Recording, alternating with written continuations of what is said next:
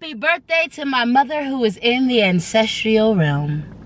In honor of that, I thought today was a good day to talk about the long-term effects and the epiphanies of being a part of the Dead Mothers Club.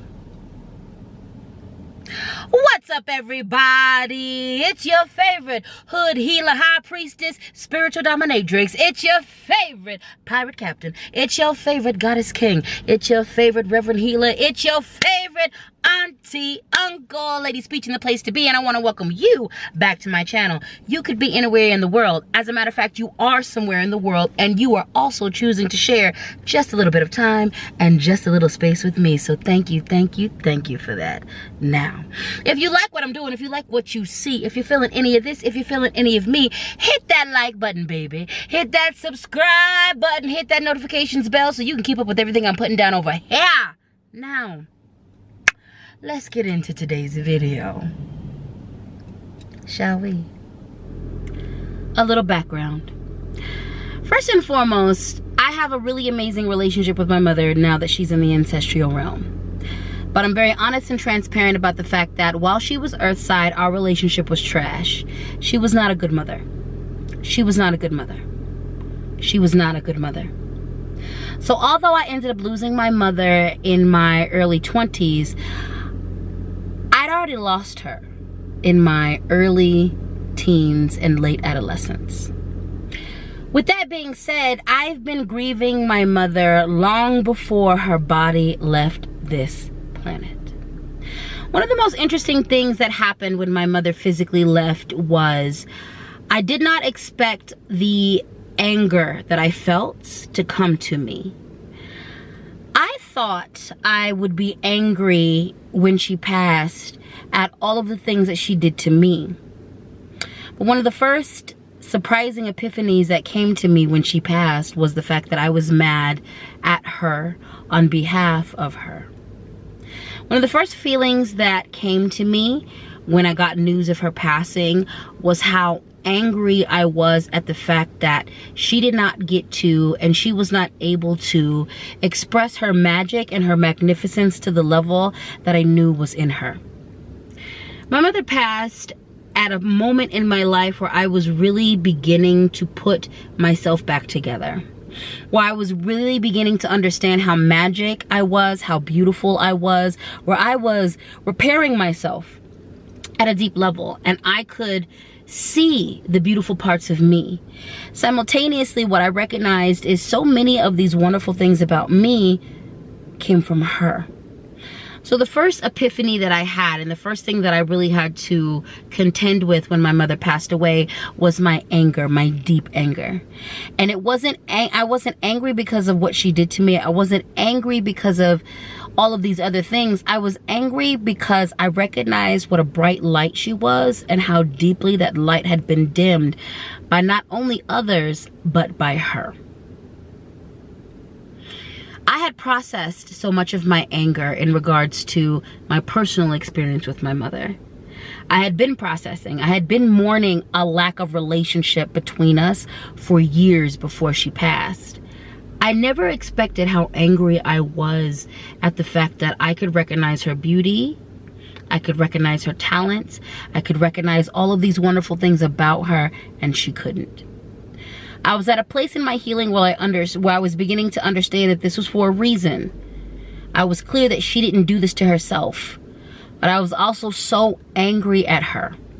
Because when she passed, I was at a moment where I was reclaiming my glory, where I was healing myself, where I was reclaiming my talents, where I had already been operating in a point of my power that she never had. But at that point, I was beginning to get to the other level, and I was so angry at her for passing away and leaving behind the legacy of addiction, of abuse, of neglect, instead of artistry, glory, beauty, and accomplishment. The deep anger that I had for her and what she wasn't able to leave behind surprised the holy hell out of me. I lost my mother physically in my early 20s.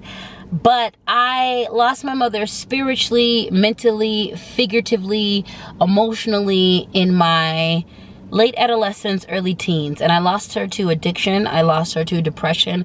I lost her to mental health issues. I lost her to life. I lost her to life. One of the things that came about when I lost her physically was how deeply the ebb and flow of grief would affect me. I had done so much to prepare myself for her physical absence due to the way she acted with me, the way she was with me when she was alive, that I thought that I was way more prepared to lose her physically than I was. What I did not expect was the way the grief would ebb and flow in my life. And the way the grief ebbed and flowed was never a reflection of the work that I had done. It was never a reflection of the healing that had already taken place. It was an expression of the humanity that I possessed. There are years where it is so easy, and there are years where it is so hard. This year, I didn't know what to expect. I didn't know what to expect. But as I find myself sitting on the day of her birth, I find myself having a very emotional day in a good way. First and foremost, because of my spirituality and my ancestor practice, I have felt my mother all day long. I woke up feeling her influence. I woke up feeling her influence in my thoughts and my dreams. She was manipulating the electricity in the house that I'm staying in. There have been messages after messages after messages from physical people, and I know for a fact these messages are coming from her. This day she's been so active. This day she's been so potent in my life, and it has produced a very emotional response from me. For a few reasons. Number one, she was never this active in my physical life. And number two, I'm getting ready to embark on a different aspect of my life. And I can feel all of the ways that she has been active today as acts of affirmation for what is to come. It has been an emotional day, not in a bad way, but it's been an emotional day because I have felt so much love and so much comfort from her that I don't get to feel very often, and I never got to feel when she was alive. So I guess the point of this segment is the way the grief ebbs and flows, the way each year is different. There has been years where I breezed past her birthday and it meant nothing. And there have been years where her birthday has been the hardest day for me to get through.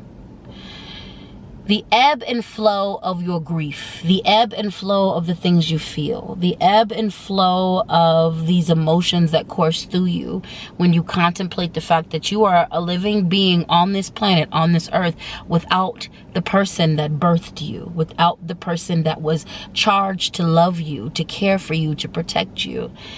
The ebb and flow of the things that you feel are going to be just that, always, ebbs and flow. There are going to be years where it's so easy. There's going to be years where it's so healing. There's going to be years where the grief is crippling. There's going to be years where the anger is crippling.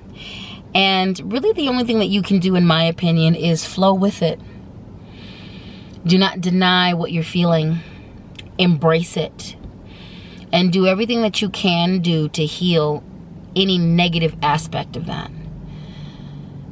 But for this year, as far as right now, this year has been deeply healing. And this year, this day on her birthday, has been deeply connective. And it has repaired things inside of me I didn't realize needed to be repaired. And it has put together things inside of me that I didn't realize needed to be put together. I'm deeply, deeply grateful for my path and purpose in life. And I'm deeply grateful for my magical practice and my ancestral veneration. I'm so thankful for the ways that these things have supported my healing and my growth, and the way that they've allowed me to navigate the ebbs and flows of being part of the Dead Mothers Club in a way that wasn't destructive for me. Being this deep into being a part of the Dead Mothers Club, one of the things that I learned early on is that even though my mother was gone, I was still in need of mothering. I was still in need of nurturing. And I understood that that needed to happen in two ways. Number one, I needed to be the mother to myself that I never had. I needed to mother myself in all of the ways that my mother was deficient. And number two, I needed elders. I needed outside forces that could help me navigate this, that could help mother me, that could help nurture me. I'm gonna tell you straight up, this road, walking this road when it comes to being a part of the Dead Mothers Club has been made easier due to my friends' mothers who have adopted me, due to the community mothers that recognized me and adopted me, due to my ancestral grandmother stepping up for me, due to the mothering deities and spirits that have adopted me. I am so deeply thankful for my spiritual path and purpose because it filled in gaps and it filled in holes that I don't think anybody else could have filled in. And it also gave me an anchor to do the deep healing work that I needed to do around my mother. I stated in the beginning of this video that my mother and I have a really good relationship on the ancestral side now. And that is because her spirit, who she is as a person, chose to elevate.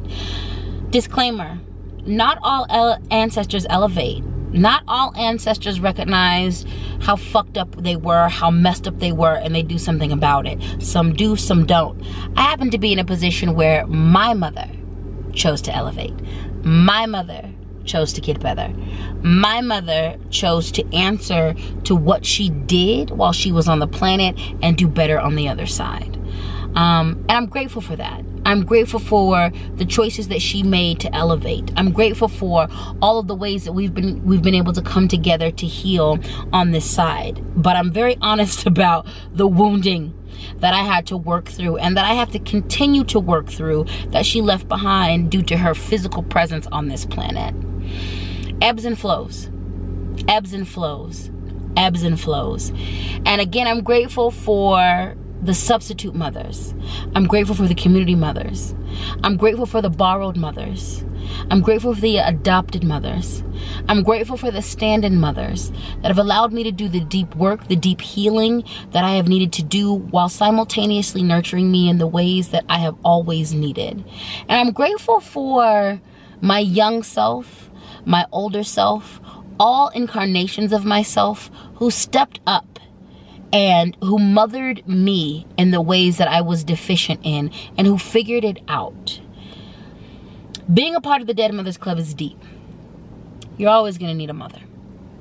You're always going to need your mother. It's hard when they are physically not here. And it's a little bit harder when you never really had them.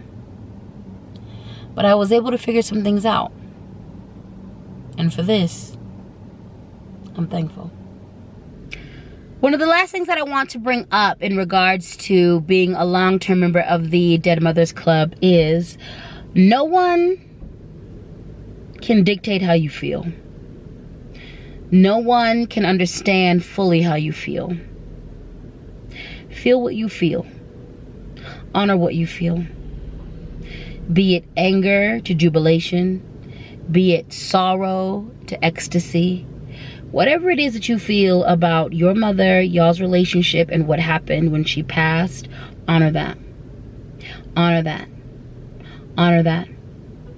True healing begins, continues, and ends when we are in a space of honesty, when we are in a space of genuineness and authenticity. Like I said, when my mother first died, the amount of anger that I had for her, for the way she disrespected herself, for the way she allowed herself to be disrespected, for the way she wasn't able to actualize the depth of her magic, was valid. The sadness that I felt around understanding who she was and her story, the more that I got to know her as she had passed away, the more that I got to see parts of her story, I honored that. And I also honored all of the ways that she was showing up beautifully and perfectly inside of me. Your experience with your mother is unique and your own. No one can dictate how you process the way your mother is no longer in your life. I ask that you honor where you are and who you are every step of the way. This will give you the best possible outcome when it comes to your healing and dealing with being a part of the Dead Mothers Club. My experience with my mother was mine and mine only, especially because I was her only child. But even if she had other children, her motherhood with other people is her motherhood with other people. Her motherhood with me is her motherhood with me. And I'm allowed to feel all of the things that I feel around that, good, bad, and ugly, and in between. One of the biggest reasons why my mother and I can have a good relationship now that she is in the ancestral realm is because I've honored every feeling that I've had around her. In ritual and ceremony and prayer and meditation, I have unloaded. In therapy and in healing sessions, I have unloaded to strangers, to my healers, to my gurus, to my guides, to her spirit itself, how I felt about everything she did to me. I don't hide from the fact that she was not a good mother, Earthside. Also, I'm so deep in my healing that I understand why. I offer her no excuses, but I also understand why. The more that I find out about her childhood, the more I find out about the things that she survived, she did the best she could. The best she could wasn't the best for me, but she did the best she could. And I've come to a place where I can offer her her humanity, which allows me to offer me my own. Though I'm in a space where I am a lot more spiritually advanced and connected than she was at the age that I am, I also recognize and give myself permission to always be the baby in the situation in regards to her. I can acknowledge her and give her her full humanity. I can acknowledge all of the extenuating circumstances that put us in the position that we were. I can also give to her the fact that she should have been more accountable, and she directly put me in the line of fire in so many unnecessary ways. Yes, she went through what she went through, and yes, she put me through what I went through. This has really enabled me to get to a space where it is October 2nd. It is the day of her birth. And I can simultaneously celebrate all of the beautiful and wonderful things about her while acknowledging her flaws and the way those things affected me in the wrong way. Ebbs and flows. Ebbs and flows. With all that being said,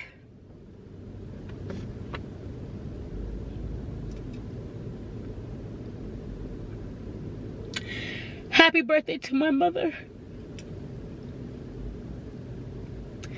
To the one who endured the worst abuse from my father in order to get me Earthside in here. To the one who offered me the last of her strength and tenacity when I was born.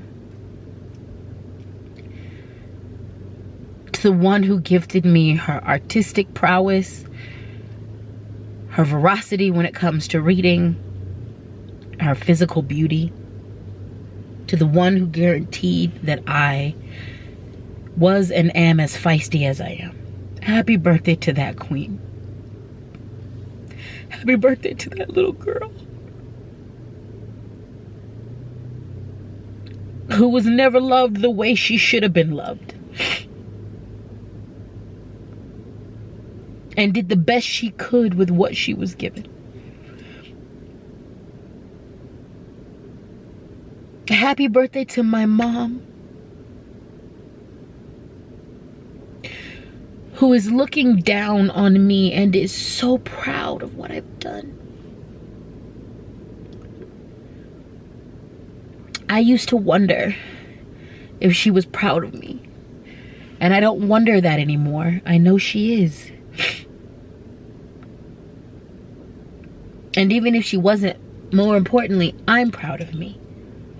I'm proud of who I've become. I'm proud of my accomplishments. I'm proud of my healing. I'm proud of who I am in this moment. I'm at a birthday where my mother was starting her decline. She died relatively young from health problems that she could have prevented, but she didn't. And I am at this age where I am on the rise and I am not declining. I know she's proud of me.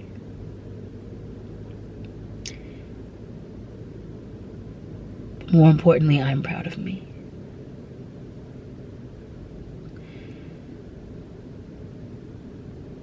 For those of you who are part of the Dead Mothers Club, I want you to know that it can get better. I want you to know that healing is possible. I want you to know that vibrant life is possible. And although the grief will always be with you in some way, shape, or form, hope also will be with you. Love also can be with you. Healing is also an option.